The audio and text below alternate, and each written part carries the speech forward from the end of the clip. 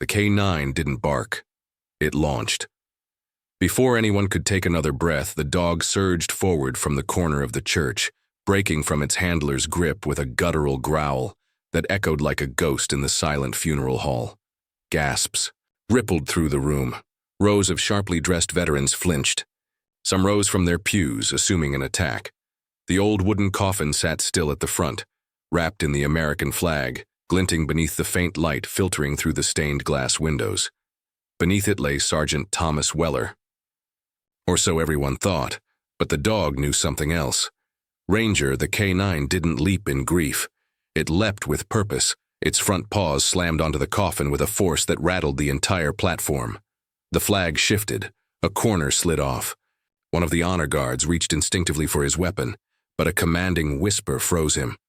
"Wait!" The handler, his face pale, hands trembling, stepped forward, whispering again like he wasn't sure if the world was real anymore. He's signaling." Everyone held their breath. The K9 didn't move. Its nose pressed tightly against the upper end of the coffin, right where the head of the body was supposed to be. Its ears were stiff, eyes wide, not in mourning but in alert. Focused. Then it growled. Low. Deep. Dangerous. That sound didn't belong in a chapel. The priest hesitated mid-prayer. The bugler in the back lowered his trumpet. A veteran in a wheelchair whispered, "That's not grief. That's a warning." Before anyone could respond, the dog clawed at the edge of the coffin. Scratches. Fast. Sharp. Determined. The scratching wasn't random. It was targeted.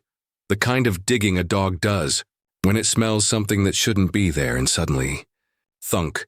A soft metallic sound, not wood, not silk, something hollow, echoing. The K9 froze. The handler lunged forward. "Something's wrong, open it now!" But the funeral director stepped in. "No one opens a coffin once it's sealed, not during the service. This is disrespectful." Another man wearing full dress blues approached from the side. His eyes locked with the dog's. His voice was steady, but his jaw was tight. "I trained this dog myself. He's never wrong." No one moved, until the priest nodded once, almost imperceptibly. "Do it." Two men stepped forward, their hands shaking as they unlatched the coffin. The moment the lid creaked open, only halfway, the room changed. Not from what they saw, but from what they didn't. There was no body, just a folded uniform, medals, and a photograph. A photograph of a man who wasn't Thomas Weller. A murmur rose like a storm. Someone yelled, "Where is he?" Someone else whispered, "What is this?" But the K9 just sat there, staring into the empty coffin like it had known all along. Then, without warning, it turned, ran down the aisle, and stopped beside a man seated in the back. An older man, in a hat pulled low, collar turned up. Nobody had noticed him before. He looked up, eyes bloodshot, lower lip trembling. And for a second, just a second, the dog didn't growl. It whimpered. The man said nothing, but everyone else was silent too, as if the room suddenly realized this wasn't a funeral. This was a cover-up. The chapel erupted into questions. Phones were pulled out. Soldiers scrambled toward the rear exit. But by the time they looked back to the last pew, the old man and the K9 were gone. He hadn't used the name Thomas Weller in nearly 14 years. To the outside world, the war hero had died overseas, killed in a classified operation that left no bodies, only medals and folded flags. But the man who now sat in that back pew, hands clenched and throat dry, wasn't dead. He was hiding, and the dog who found him was the only soul left who still remembered the real man behind the uniform. Years ago, Sergeant Weller had been the symbol of strength, decorated, respected, feared on the battlefield, but behind the medals were scars, some visible, most not. The final mission had changed everything. He had watched his own unit fall, one by one, not because of the enemy, but because of betrayal. Someone within the ranks had sold them out. Ambush wasn't luck, it was planned. And the last thing Weller heard in his earpiece before the explosion ended his life on paper was a voice. Familiar, calm, cold. You were never supposed to walk away. He did walk away, barely. But when he resurfaced, he didn't return to command. He didn't even return to his name. He buried himself beneath aliases, odd jobs, and shadows. No contact with anyone, not even Ranger. That was the worst part. Ranger wasn't just a military dog. He was Weller's partner, trained to detect explosives, track down enemies, and, more importantly, sense fear and lies. And he was there that night.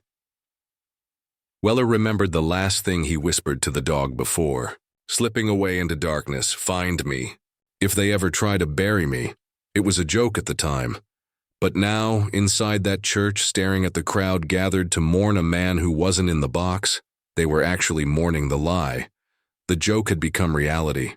The K9 had found him, and now everything was unraveling. Back at the front of the chapel, chaos was simmering under the surface. The folded uniform, the empty coffin, the photo of an unknown man, it all screamed setup. But no one could connect the pieces. No one except the man who had lived in hiding for over a decade. His hands trembled, not from fear, but from something worse. He knew what this meant. Someone had declared him dead again. But this time, they were sending a message: stay gone. But the dog didn't understand silence. The dog only understood truth. And now the truth was about to drag everything back into the light. Weller pulled a torn photo from his coat pocket, half-burned, water-damaged, and years old. It showed 4 men in uniform. One was him. One was the man in the fake coffin.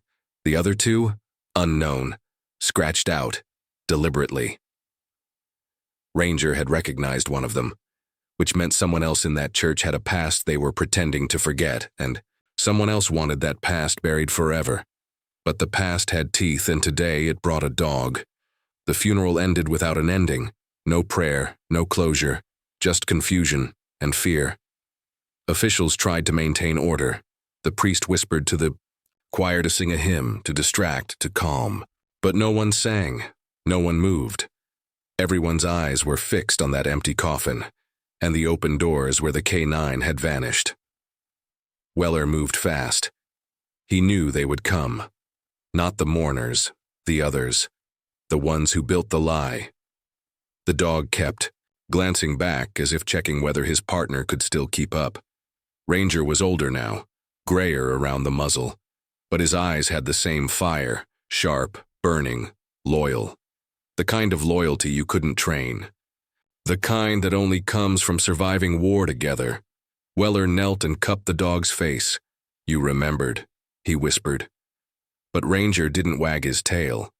Instead, he whined and pushed his snout against Weller's chest, just above his heart, then stepped back and barked twice, short and loud. The signal, danger close. Weller reached under his coat, fingers moving with practiced precision. Sewn into the lining, hidden deep in the hem, he found what he was looking for. A microchip. Not just any chip, a passive tracker. Military grade, one that could be pinged remotely. His voice cracked.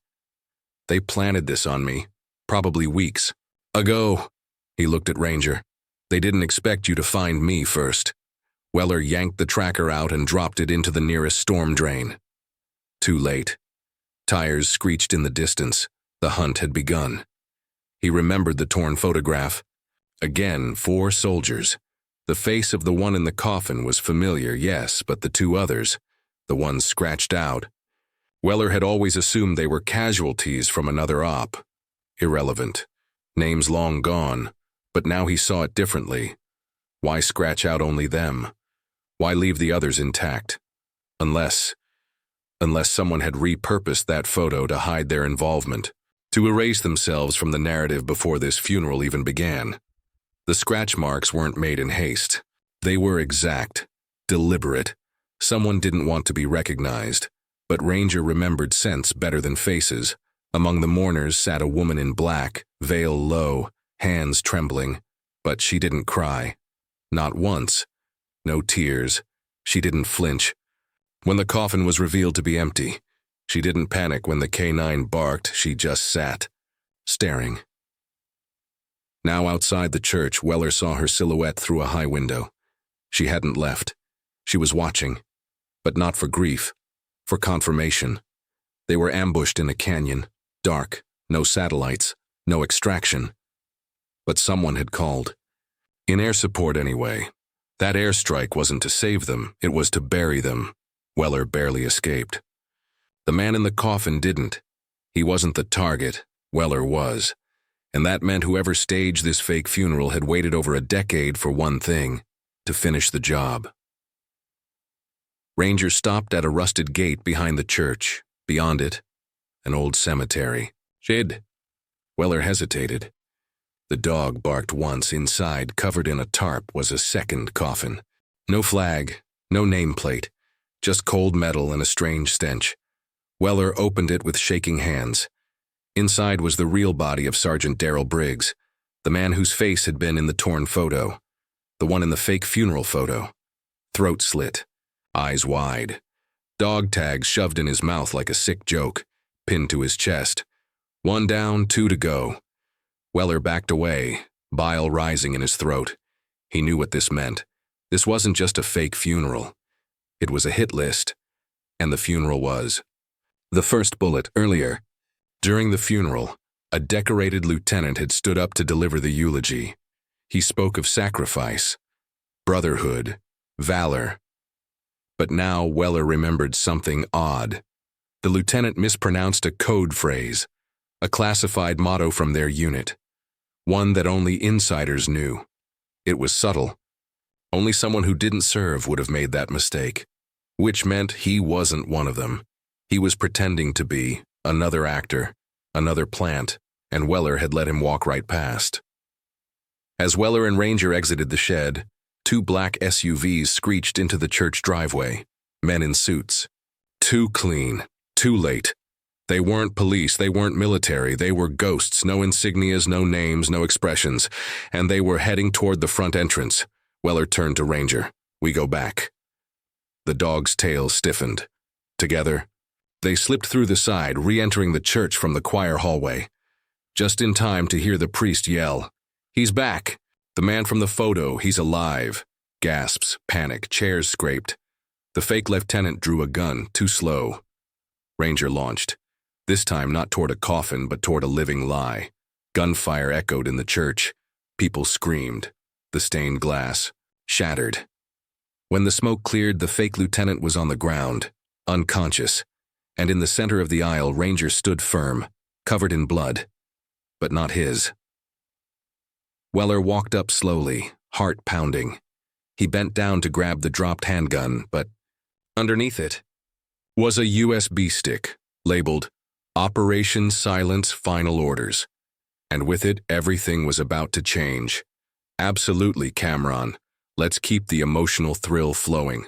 For a moment, it felt like they'd won. The imposter was down. The crowd in the church was safe, shaken but alive. And the USB, that felt like a key to the whole puzzle. Weller stood at the pulpit, holding it like a relic. His fingers trembled, not from fear, but from something more dangerous. Hope. Ranger sat beside, him alert yet calm. The loyal war dog had done his part. Again, they'd exposed a fake, retrieved a body, escaped death twice, but something felt off, too easy, too soon, too clean. Outside, sirens wailed in the distance, real ones this time. Police, news vans, people, running toward the building, not away from it. For the first time in 15 years, Weller felt like he could breathe. Like, maybe, just maybe, it was over. He plugged the USB into the priest's laptop behind the altar. Ranger stayed close, growling. Lo, the folder opened instantly. No encryption, just 3 files. Final orders, MP4 cleanlist.pdf. Witness ID day JPG. Weller opened the video first. A blurry black and white recording flickered on screen. Overhead drone footage. 3 figures running through a canyon. One carried a wounded man on his back.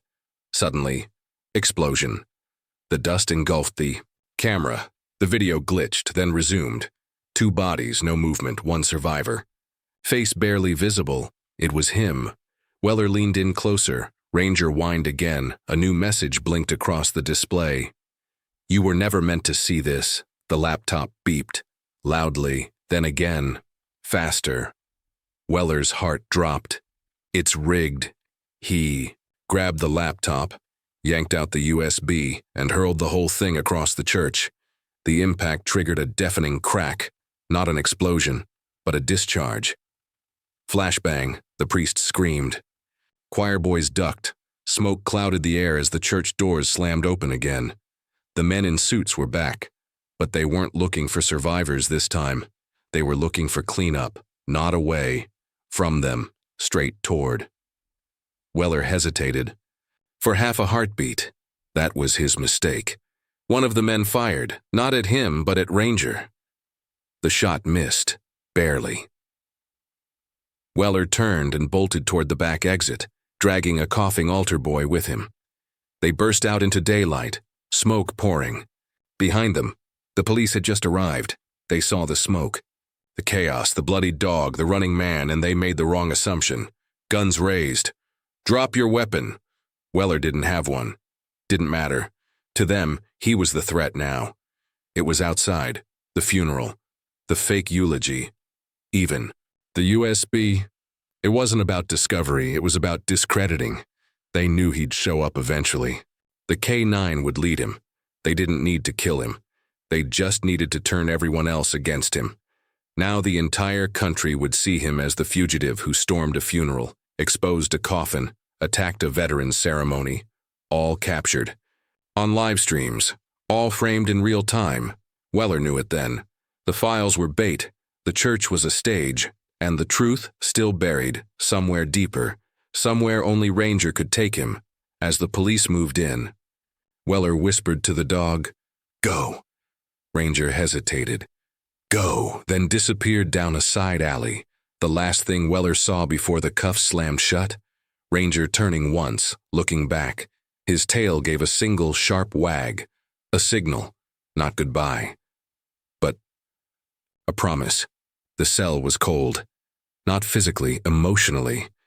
Everything felt numb now, like his senses had hit a wall they couldn't climb.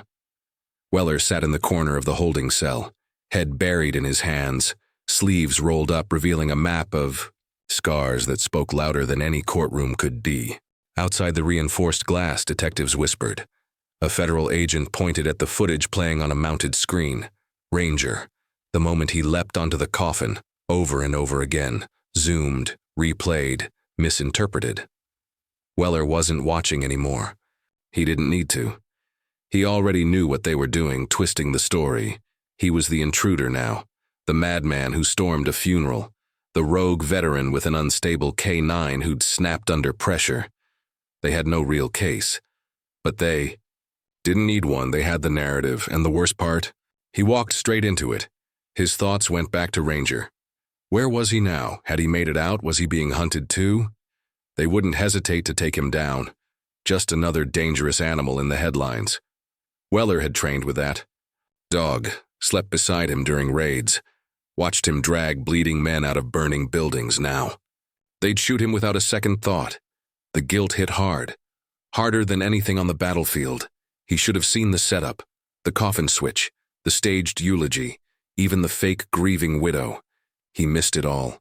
He trusted the moment, and now, he'd lost the mission. Lost the truth. Maybe even lost Ranger footsteps. The hallway outside echoed with heavy boots. A man stopped at the glass, holding a file. "Weller," he said. Weller didn't look up. The man slid the file into a slot. Under the glass, inside photographs, printed stills from a nearby traffic cam. One showed Weller and Ranger running. The next, Ranger, alone, standing at a streetlight, waiting. The third, a blurry shot. Someone kneeling beside the dog, a little girl. Hand extended. Weller's throat tightened. He knew that face. She was from the registry, Witness Protection, one of the few survivors of Operation Halo. The mission no one ever talked about. The mission that never officially happened. How did Ranger find her? How did she recognize him? It didn't matter. It meant one thing. Ranger wasn't running away. He was going deeper. Still chasing the truth. Still protecting the last witness. Still fighting, even when his handler had given up. Weller stood slowly. He looked at the photo again. The girl's eyes. They weren't afraid. They were pleading, not for help, but for him to get back up. For the first time in hours, he felt something spark inside, small, weak, but alive. He wasn't done, and neither was Ranger. They wanted him broken? They'd made one fatal mistake. They forgot who trained the dog. 2 days later, the world moved on. The viral clip of a K9 lunging at a coffin had circulated on every news channel, fueling endless debates. Was the dog trained to detect explosives? Was the veteran's death a hoax? Was Weller mentally unstable? Everyone had a theory. No one had the truth, because the only two beings who knew were separated. One locked behind bars, the other running through alleyways like a ghost from a forgotten war, until the girl showed up. It happened quietly. No cameras, no lawyers. Just a knock at the precinct gate. The officer on duty glanced at the child holding a folded photograph and a blood-stained collar. She didn't say much, just 3 words. He saved me. They took her in, unsure what to do. She handed the photograph to the lead detective, a grainy image, 4 soldiers posing in the desert, sun in their eyes, dust in their mouths. One of them was Weller, another was Ranger, ears perked, tail mid-wag, bandaged but proud. The third, Captain Damian Knox, presumed KIA, the man buried in the coffin. But this photo was dated 5 days after the official report of his death. The child spoke slowly, as if each word had weight she shouldn't have carried at her age. "He was my neighbor," she whispered. "Captain Knox, I used to help feed his dogs when he left. How do you know it was him?" The detective asked gently. She held out another object, a military tag, scratched, faded. It had Knox's name, but Weller's blood type. That was the final crack, because now nothing made sense, and everything did. Weller sat in interrogation, staring at the cold mirror. No chains, no lawyer, just waiting. The detective entered slowly, set a folder down, clicked a recorder off. We ran facial reconstructions. He flipped open a set of photos.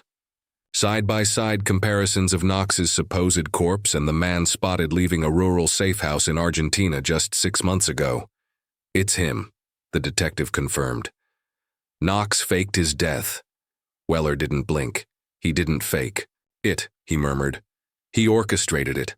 The story that emerged in the next hours was too complex for a headline, but it began years ago, in the fallout of Operation Halo, a secret op. Classified sweep. Weller's unit was sent in to extract a biochemist believed to have been kidnapped by an insurgent cell. But there was no insurgent cell. It was a sting against their own. The biochemist was a whistleblower. She had evidence that the company sponsoring the mission, Centex, was laundering war funds and experimenting on dogs for battlefield neural implants. Knox was the liaison. He was meant to protect her. Instead, he silenced her and framed the extraction team. Only 2 members survived, Weller and Ranger. They escaped, barely, but Knox had already spun the narrative. He staged a failed mission, called in favors, had the press bury the report and his own death. He disappeared until someone started looking again. That someone was Ranger. Because 2 weeks before the funeral, Ranger had been spotted at a veterans hospital. He sniffed. One man in particular, and refused to leave his bedside. That man, a retired Centex employee who'd suffered a stroke and couldn't speak, but he still had the USB. Weller closed his eyes as the detective spoke. "You're not the fugitive," the man said finally. "You're the last survivor." Weller nodded, slowly. "No," he corrected. "We are." The search for Ranger became urgent. They traced heat sensors, crowd cams, drone logs, every bit of digital trail left behind, until finally, a Ping abandoned chapel, far from the city. No power, no surveillance, Just one thermal reading inside. Weller rode in silence, flanked by 2 federal officers. When they opened the chapel doors, the smell of dust and ash greeted them. Sunlight streaked through broken stained glass, and in the center of the aisle, Ranger, lying motionless, his fur matted with dried blood, his paw resting on a worn briefcase. Weller's heart stopped. He dropped to his knees. "Ranger?" No movement. For one terrible second, the silence felt eternal. Then a twitch, a flick of an ear, then a low whimper. Weller broke down, hands clutching. The dog's face as tears hit the floor. Ranger was alive. Barely. Inside the briefcase, the original mission logs, a private black box recorder from a body cam dot, one that showed everything. Knox executing the whistleblower, setting charges to mimic an attack, injecting the dog, framing the unit. 2 weeks later, the footage aired on a private Senate hearing. Then the world saw it. A courtroom packed with officials and reporters. Weller sitting silently. And beside him, Ranger, the war dog who exposed a ghost. The hero who had never stopped fighting. And when the verdict came, Weller was cleared. Posthumous honors were revoked from Knox. Sentex was placed under criminal investigation. And Ranger? He received a standing ovation. Some say it was the first time in history a K9 stood in court and won. But that's not how the story ends. Because after the cameras shut off and the articles moved on, Weller took Ranger home, back to the cabin, back to peace. Every morning, Ranger would sit on the porch, staring out into the trees like he was still guarding something. No one else could see, and every night, Weller would whisper, "We made it, boy." But both of them knew they didn't just survive the war. They ended it. It was late. The fire crackled softly as Weller sat in his worn armchair, Ranger at his feet. The last rays of sunlight had dipped behind the mountains, and the cabin had fallen into its familiar, quiet rhythm. But something wasn't right. A soft knock at the door shattered the calm. Weller shot a glance at Ranger, still, silent. Rising from his chair, Weller approached the door. His hand hovered over the handle. It was too late for visitors. The world had forgotten them, or so he thought. He opened it, just a crack. Standing there was a man he didn't recognize, face shadowed by the brim of a worn hat. "I need to speak with you," the man said quietly. "About the mission." Weller's pulse quickened. Inside the cabin, Ranger's hackles rose. The man stepped forward, and Weller instinctively reached for the gun hidden under his jacket. He didn't trust this man, but before he could react, the stranger lifted his hand slowly, revealing an old military dog tag. Scratched, worn. It shimmered in the dim light. "You don't remember me, do you?" the man continued. Weller stared at the tag. His gut twisted. It was his own dog tag, from before the mission. The stranger smiled, cold and deliberate. "I'm not here to fight, I'm here to finish what Knox started." And just like that, the door slammed shut behind Weller. Ranger growled deep in his chest, his eyes locked on the intruder who was still grinning. What happened next was a blur of motion, confusion, and blurred memories. The walls of the cabin closed in. Ranger leapt in front of Weller, and everything went dark. Cliffhanger. The lights flickered. Then, silence. The cabin was eerily quiet. Weller's heart thudded as he stared at the stranger who was now in full view. The man's smile had vanished, replaced by something darker, something familiar. Ranger stood tall, bristling with tension, but his stance was different. It wasn't just a protective instinct, it was a sense of recognition. Like the dog knew the danger, but knew something else too. Weller could see it in his eyes. The stranger stood there for a moment longer, his gaze never leaving Weller before he spoke again. "You thought Knox was the end of it, didn't you?" The man's voice was low, laced with bitterness. "But the truth, it's just beginning." He stepped back, instinctively pulling Ranger closer. Something about this man triggered every alarm in his body. The calm was gone, replaced by the familiar tension of battle. Except this wasn't a fight. This was something much worse. The man stepped forward, his hand raised in a non-threatening manner, though the gleam in his eyes betrayed the lie. "I was part of the team," he continued. "The real team. I wasn't supposed to be here, but I got curious about the mission, about why the logs don't match up, about why they all had to die." He reached into his jacket and pulled out a small, crumpled piece of paper. He placed it on the wooden table in front of Weller. Weller didn't touch it immediately. He was still processing the weight of the man's words. This wasn't a random visitor. He wasn't just some ghost from the past. The man's presence, it felt like the final piece of the puzzle was finally being revealed. But it was one that would unravel everything. "I'm not your enemy," the man said, his tone growing more urgent. "I'm the last of the real unit. And we weren't out there for just some operation. We were set up. It was all a lie." Weller looked down at the paper. The man's voice wavered with emotion as he spoke, but his eyes held the kind of certainty Weller knew all too well. "The mission, the one that ended with your death and Knox's betrayal, that was never the plan. There was no extraction. We were left to rot, and the whistleblower wasn't supposed to make it out alive. She had information that would have brought the whole thing down. You were meant to stop it all. You were part of something bigger than a simple raid. You were the last line of defense. And now they're coming for us all. They're going to bury it all, again."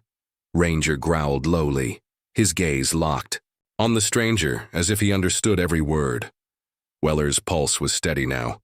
His mind was racing, piecing it all together. This man, this stranger, he was part of something that had been buried. And just like Ranger had known, there was more to this mission, more than just survival. He didn't ask what it meant yet. He didn't need to. Weller's voice was steady. "Who are you?" The man paused, then reached into his jacket once more. He pulled out another object, a dog tag. Worn, scratched, but still readable. The name on it was familiar. "Major Leon Hayes," the man said, his voice quiet. "The one who was never supposed to make it back, the one who had to disappear." Weller stood motionless. Hayes. The name echoed in his mind. He'd heard of him, but only through whispers. A ghost of a man thought lost in action during a covert mission. The covert mission that had set the stage for all of it. The mission that led to the betrayal, the false deaths, the black operations.